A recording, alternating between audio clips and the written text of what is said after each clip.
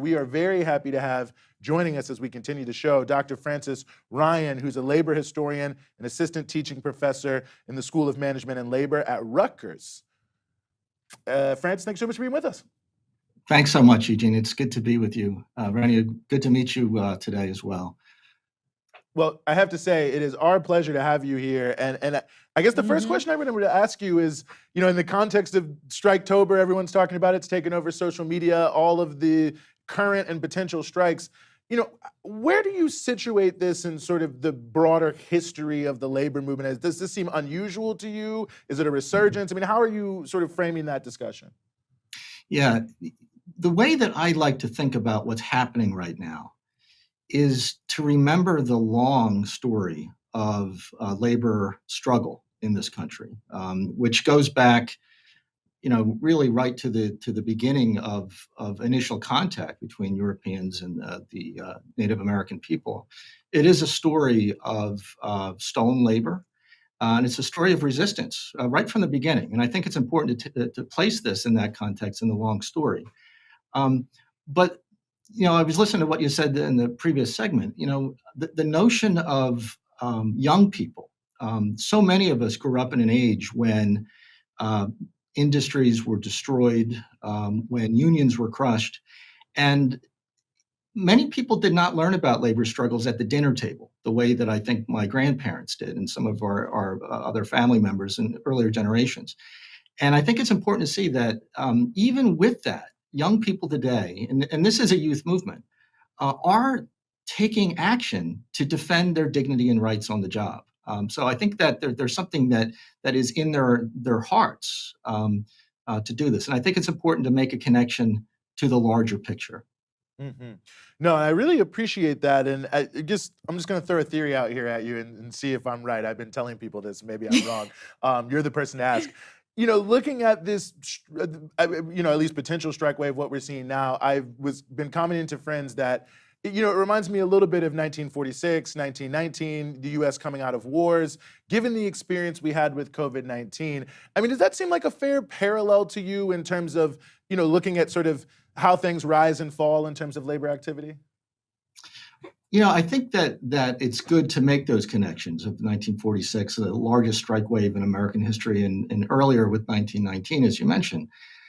The thing about those earlier strikes was that there had been previous, especially 1919, previous labor struggles that lost.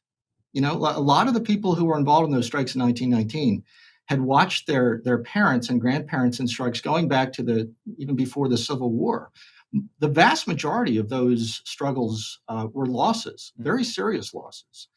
And I think that a lot of us have grown up in a time when labor has been on the losing side of so many battles. But still, there is something that working people continue to fight back, even when the odds are against them. And I think 1946, in some ways, was peculiar because, you know, you had such a large number of people in trade unions at that time, very powerful organization, arguably the most powerful social organization in the United States. I don't even think that it's arguable at that time. So there is some difference. I think that where we're at right now is unique. And I think we need to be listening to what those dynamics might tell us. Mm-hmm, mm-hmm. I'm curious, Frances, about the connection. Also, obviously, we're in this pandemic, and that has some connection to people's working conditions at the moment. But also, this is happening after, I would say, maybe the last, I don't know, like 5 or 6 years being a journalist on the left. The last 5 or 6 years, maybe since 2016, maybe a little bit before that, when Bernie Sanders started running for president and the idea of like socialism became popular among younger people. And it kind of blew up again in the 2020 election campaign. And I feel like the left grew. Do you see a connection at all between the kind of maybe growth of people being more interested in the idea of socialism and maybe joining more leftist organizations? And is there a connection between maybe that and the sort of surge in strikes and labor organizing we see across the country now? It's a great question and a great observation with that too. I think that it's obvious that there is a direct connection here, that young people, especially who are interested in socialism, um, go back and look at its history. They look at the ideas that have shaped that movement globally. And so if you study and look at that historically, you automatically connect to those stories of labor rights. And even if you come from a family where, let's say, you don't come from a union background, for many of us, that was something that, when you're learning about this for the first time, especially after 2016 with Bernie Sanders, I think it's something that ignites the imagination that you're connected to these earlier struggles. And that's not something brand new. It's something larger and bigger than oneself. I think that's such an important point, and I think just the power of that collectivity is, I mean, it's everything on so many ways. My mom, who came up as a member of AFL-cio in the late 70s under the great Bill Lucy, I remember the first ever sort of strike situation I always saw, was a grocery store workers, giant workers. They ended up not going on strike, but I said to my mom, I was like, oh, well, are we still going to shop here if they go on strike? And she's like, I'd rather, starve than cross a picket line. But you can see, Nice. the formation and the power of that collectivity of people to hold together. And so I'm curious about this, and maybe connected to the last one, Dr. Ryan, is how can you see this already or potentially spilling over into the political arena, given that workers are becoming more empowered on the job? I mean, could this become more of an issue in terms of the influence of the labor movement on politics? Yeah, it's essential that it does that. When you look at some of the reasons why the 1919 strikes failed, and they did fail. It was because of the fact that you didn't have the kind of legal structures that protected workers. 1946 and the period from 1936 on, you did have that. And it activated people's rights and their ability to go out and actually make those changes. So I think that it is critical, as you say, that the collective aspect of this, collective as far as organizing and going into the streets and having protests, but also organizing at the political level. And I think in important ways, taking us beyond the kind of neoliberal, democratic coalition that we've seen here with Bill Clinton and others, really does not place organized labor and workers' rights at the forefront. Even though sometimes they say they do, they don't. That is for sure true. On the management side, maybe I know the answer to this, but I mean, it just feels. I don't even know, in a way, it's almost like maybe to ask the question is to answer it, but what is motivating them? I mean, it does feel that, we've seen such a surge in profits the past couple years. Obviously, the stock market is surging. It's easy to borrow money. I mean, it just seems like the ingredients in terms of corporate America don't necessarily suggest that, like, yeah, we're going to go all out to prevent any unionization or any strikes. It almost seems to see like they could very easily give many of these concessions. I mean, what's the mentality now in sort of management relations and how they're telling people to relate to unions that we've ended up here? Well, I don't think it's any different than what we've seen over the past, in my life, 25 years being involved with organized labor. It's the same thing. It's the same story that unions will take your money and they won't fight for you. These kind of things. It's the same narrative, the playbook that has been even way before going back beyond the 1990s, which is really when I became involved. It's the same playbook. And, it's just a simple matter of power. They don't want to share power. They don't want to give up the exclusive rights that they have in the workplace. And, because of that, people work 2 or 3 jobs, are not able to volunteer, with, let's say, Girl Scouts or, baseball and stuff like that. They're not able to be full citizens. They're just working all the time. And I think that has become so much of the norm that we need to talk about that. Mm-hmm. I'm wondering, as a labor historian, as all this is happening, what are the things that people who are organizing, are workers, are striking, should kind of have their eye out for? Because like you kind of mentioned all these narratives that the bosses have had forever, but they also have a lot of tools in their toolkit. for how to break strikes, for how to, break workers and how to get their way, right? Yeah. So like what are the things we should be looking out for here with a Well, historical view? I think a critical thing, and we have to take things, we have to remember that we have tools as well.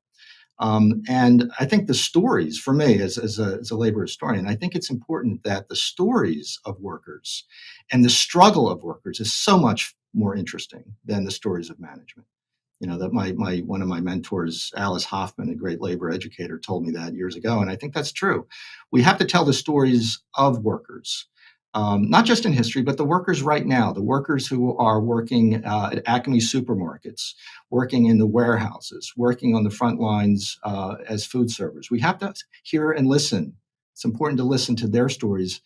And for me, as a teacher and a writer, to get that out. And I know you've, as a journalist for all these years, you've been fighting that battle every day.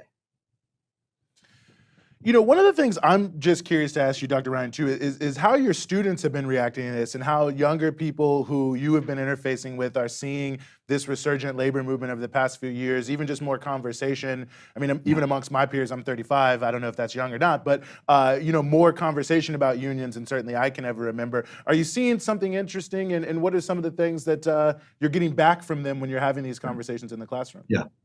I am. I'm fortunate to be able to teach labor history here at Rutgers University, and the majority of my students are working class, and many of them are working full schedules besides their classes. And I've been here almost 10 years, and I've had conversations with students like this working, let's say, in Amazon warehouses through that time, and they're aware of what their struggles are. But I do notice over the past few years since the pandemic that students are keenly aware of the power shifts and the power imbalance is what I would say, that they're aware of the fact that by the fact that unions have been in decline, there's a corresponding lack of growth in wages. And this cannot be denied, that power in the workplace for workers provides them with a better life. And so I can speak for myself here at Rutgers. The students that I interact with in these classes, they do speak about that, and they're aware of it, and they see themselves as not just learning about the past, but actively engaged right now as workers. One of the important issues here that I think it's important to get a perspective on as well is, the history of the labor movement as an anti-racist force, because I think, and thankfully, we've had such conversation. Today, of course, I believe it's the birthday of George Floyd, rest in peace, of course. So just another reminder of so much that's happened in the past couple of years. I mean, talk, if you could, about the importance of and the role of the labor movement combating racism, because I think that is an important element of the role it's played in our society that is also such a major issue that people are touching on and dealing with these days. Yeah. The labor movement in the United States is somewhat bipolar, you can say, in its history, that it does have a long history of racism in its institutions as well. Certainly the building trades for many years had limited access, sometimes no access, for people who were not white and not family members. It went beyond race. It had to do with their family. But there's also another strain of social movement unionism that has been a powerful force, and I think that is the tradition we need to look to expanding and embracing. You can't possibly have a successful trade union movement in workplaces where there are Black and white workers unless there is solidarity between them. And examples of this are let's say in Philadelphia, the dock workers. It was an interracial workforce, and after World War I, Black and white workers formed an organization with the IWW that they controlled the waterfront, and it was only through interracial cooperation that this was done. And I think that it's critical. Eugene, you mentioned you come from an afl-cio family, and Bill Lucy involved in that strike. AFL-cio has a long tradition of that as well, as placing the issue of connecting all people across the workplace to fight for common good. And so we do see that. And when young people do look for the narrative of the labor movement, that is one that I've always found most exciting. No, absolutely. I think it's an important issue. And just final question I want to ask you here too, and maybe sort of tying that in, I'm glad you brought up AFL-cio is, one other issue, of course, that's in front of us is this budget reconciliation bill in Congress and the issue of government spending, government programs. But, I've always felt that there's a strong connection between especially the sort of civil rights era rise of public sector unions and the growth of unions like AFL-cio and the ideas of the Great Society and a broader social vision, which is why you need more public sector workers, and that there's sort of a strong kind of political relationship. I mean, we talk so much only about public sector workers as how much money are we spending on XYZ program, but that really sort of talking about the pay, the working conditions, and the growth of the public sector, it's also sort of a question of what kind of society we want to have as well. And that seems like an important piece of a lot of these conversations around budget cuts and the expansion of programs as well. Agreed. And I always think about AFL-cio's great leader, Jerry Werf, who was leading the union through the 60s into the early 80s. And he really very much had a vision of the union being not just about bread and butter issues, but also about community issues, that it's not just about take-home pay. It's about citizenship. It's about workers being able to be more than just workers. Like they're able to have enough money that they can be engaged as citizens. And I think that that is certainly addressing that connection with the community. And I think that if the organized labor is to move forward in the 21st century, it's critical that we embrace that tradition and understand it. Mm-hmm. Well, Dr. Francis Ryan, Rutgers University, really appreciate you giving us some of your time and joining us here on the Freedom Side. Thanks so much. Thank you. It was a pleasure.